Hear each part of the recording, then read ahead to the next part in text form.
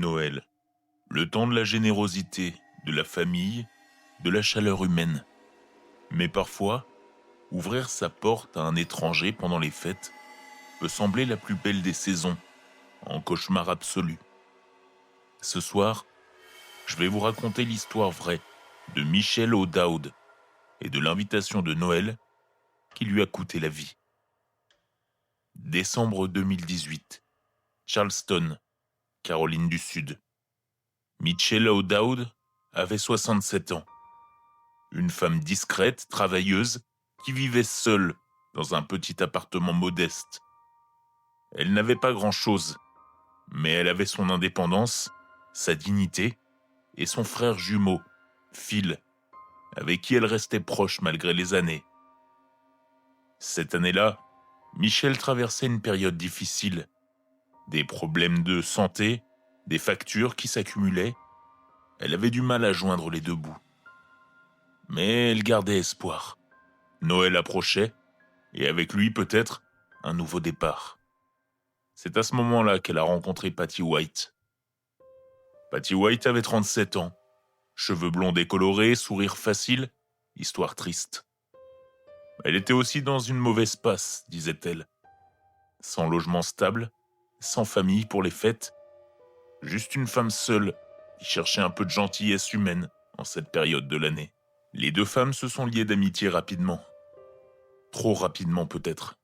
Michel, avec son grand cœur, a vu en Patty quelqu'un qui avait besoin d'aide. Quelqu'un comme elle. « Pourquoi ne viendrais-tu pas passer Noël chez moi ?» a proposé Michel un soir de mi-décembre. Personne ne devrait être seul pendant ces fêtes. Patty a accepté avec reconnaissance, des larmes aux yeux même. Elle a serré Michel dans ses bras, en la remerciant, encore et encore. Michel pensait faire une bonne action. Elle venait de signer son arrêt de mort. Les premiers jours se sont bien passés. Patty s'est installée dans le petit appartement de Michel. Elle regardait des films de Noël ensemble, décorait le sapin. Michel achetait même de petits cadeaux qu'elle emballait soigneusement, les disposant sous le sapin, décorés de guirlandes rouges et dorées. Mais Patty observait, notait, calculait. Elle regardait Michel composer son code de carte bancaire, notait où elle rangeait ses papiers importants, ses cartes de crédit, son portefeuille. Michel, innocente, ne se doutait de rien. Elle était juste heureuse de ne pas être seule, d'avoir quelqu'un avec qui partager cette période magique. Le 22 décembre au soir, Phil O'Dowd a appelé sa sœur jumelle comme il le faisait souvent, pour prendre des nouvelles, parler des préparatifs de Noël. Michel semblait heureuse au téléphone. Elle lui a parlé de Patty, de comme c'était agréable d'avoir de la compagnie. « Je suis content pour toi, Michel », a dit Phil. « On se voit après Noël ?» « Bien sûr », avait-elle répondu. « Je t'aime, frérot. » Ce furent les derniers mots qu'il entendit de sa sœur. Le 23 décembre, Michel ne s'est pas présenté au travail. Ce n'était pas son genre. Elle prévenait toujours, répondait toujours au téléphone. Phil a essayé de l'appeler, 1 fois, 2 fois, 10 fois, mais il tombait sur la messagerie vocale. Un mauvais pressentiment l'a envahi. Ce lien particulier entre jumeaux, cette connexion inexplicable. Il savait que quelque chose n'allait pas. Il est monté dans sa voiture et a roulé jusqu'à l'appartement de Michel. La porte n'était pas verrouillée. Ça aussi, ce n'était pas normal. Michel fermait toujours à clé. « Michel ?» a-t-il appelé en entrant. Silence. L'appartement était dans un désordre épouvantable. Des meubles renversés, des tiroirs ouverts, vidés, des vêtements éparpillés, partout. Comme après un cambriolage violent. Phil a avancé dans le couloir, le cœur battant. « Michel, t'es là ?» Et puis, il a vu le sapin de Noël. Couché sur le flanc, les décorations brisées, les guirlandes arrachées. Et au milieu des cadeaux emballés, éparpillés sur le sol, un pied. Phil s'est approché. les jambes tremblantes. Non, non, non, non, non. Sa sœur, Michel, là, sous le sapin, renversé parmi les papiers cadeaux déchirés et les boules de Noël brisées. Son visage tuméfié, du sang séché dans ses cheveux gris, ses yeux ouverts, fixant le vide. Phil a hurlé, un cri qui venait du plus profond de son âme, le cri de quelqu'un qui vient de perdre une partie de lui-même. Il s'est effondré à côté d'elle, incapable de toucher ce corps qui avait été sa sœur, son double, sa moitié. Michel O'Dowd avait été battu, étranglé, tué dans son propre appartement, dans ce lieu qu'elle avait ouvert généreusement à une inconnue.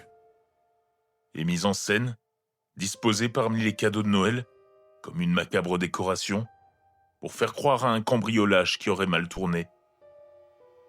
La police est arrivée rapidement, l'enquête a commencé immédiatement. Et très vite, un nom est ressorti. Patty White. La femme que Michel avait accueillie chez elle avait disparu, mais elle avait laissé des traces numériques surtout. Des cartes de crédit de Michel avaient été utilisées, des achats massifs dans plusieurs magasins de Charleston, des retraits aux distributeurs, des centaines, puis des milliers de dollars dépensés en l'espace de quelques heures. Les caméras de surveillance des magasins ont confirmé. C'était bien Patty White, souriante, détendue, faisant du shopping de Noël avec l'argent de la femme qu'elle venait d'assassiner. Elle a été arrêtée le 24 décembre, la veille de Noël, dans un motel bon marché, entourée de sacs de shopping, comptant les billets qu'elle avait retirés avec les cartes volées. Pendant son interrogatoire, Patty White n'a montré aucun remords, aucune émotion. Elle a nié, menti, changé plusieurs fois de version. Puis, face aux preuves accablantes, elle a fini par avouer. Oui, elle avait tué Michel O'Dowd. Oui, elle l'avait fait pour l'argent, pour les cartes de crédit, pour tout ce qu'elle pouvait voler. Elle avait attendu que Michel dorme, était entrée dans sa chambre avec une barre de métal, l'avait frappé encore et encore, puis étranglée, pour être certaine qu'elle soit morte. Ensuite, méthodiquement, elle avait saccagé l'appartement pour simuler un cambriolage, renversé le sapin de Noël sur le corps, dispersé les cadeaux, et elle était partie faire du shopping. Le procès a eu lieu en 2019. Phil O'Dowd était présent à chaque audience, le visage fermé, les yeux rouges. Il a témoigné de la bonté de sa sœur, de son grand cœur, de comment elle voulait juste aider quelqu'un pendant les fêtes. « Ma sœur est morte parce qu'elle était gentille », a-t-il dit la voix brisée, parce qu'elle a cru en la bonté humaine. Et cette chose... Il n'a pas pu finir sa phrase. Le jury a délibéré moins de 2 heures. Verdict : coupable de meurtre avec préméditation, coupable de vol aggravé, coupable d'exploitation d'une personne vulnérable. La juge, en prononçant la sentence, a eu des mots particulièrement durs pour Patty White. Vous avez exploité la générosité d'une femme au grand cœur. Vous avez planifié son meurtre de sang-froid. Vous l'avez tuée dans son propre foyer, à quelques jours de Noël, alors qu'elle vous avait ouvert sa porte. Votre crime est d'une cruauté exceptionnelle. Patty White a été condamnée à 45 ans de prison. Elle a 37 ans. Si elle purge l'intégralité de sa peine, elle en aura 82 à sa sortie. L'âge qu'aurait eu Michel si on lui avait laissé vivre sa vie. Aujourd'hui, Phil O'Dowd vit toujours à Charleston. Il dit qu'il ne pourra plus jamais fêter Noël comme avant, que chaque fois qu'il voit un sapin décoré, il revoit sa sœur sous les branches cassées. Il a créé une fondation au nom de Michel pour aider les personnes âgées isolées pendant les fêtes, pour que le nom de sa sœur soit associé à la bonté qu'elle incarnait, et non à l'horreur de sa mort.